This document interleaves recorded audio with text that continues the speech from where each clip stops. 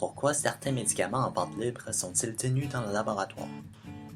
Vous êtes à la pharmacie à la recherche d'un médicament pour traiter un problème mineur. Mais, même après avoir cherché dans la section des couches de bébé, vous n'avez pas trouvé ce que vous voulez. Exaspéré, vous demandez à l'ATP c'est où ce médicament, et on vous dit que c'est tenu dans le laboratoire. Il faut aussi qu'on l'inscrit dans votre dossier patient. Vous demandez alors pourquoi on fait cette procédure. Pour comprendre la raison derrière cela, il faut aussi comprendre en premier comment les médicaments sont classifiés au Québec. Selon la loi de la pharmacie, les médicaments sont classés en 5 catégories. On les nomme par annexes 1, 2, 3, 4 et 5. Les annexes 4 et 5 sont des médicaments destinés à l'utilisation des animaux. Les annexes 1, 2 et 3 sont des médicaments destinés à l'utilisation des êtres humains et c'est ce qu'on retrouve dans la pharmacie. Il existe aussi une autre catégorie des médicaments qui ne sont pas tenus dans les annexes.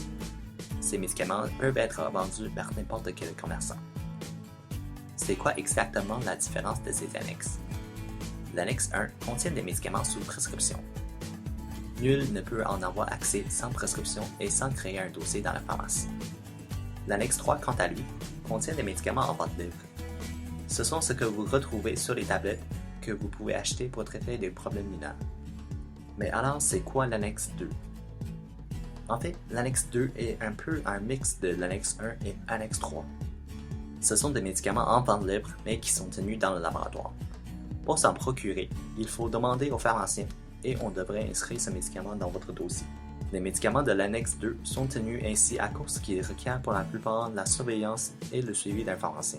Quelques médicaments peuvent même présenter un potentiel d'abus et peuvent être dangereux si l'usage n'est pas approprié. C'est pour cela qu'il y a une procédure de mettre les médicaments dans votre dossier.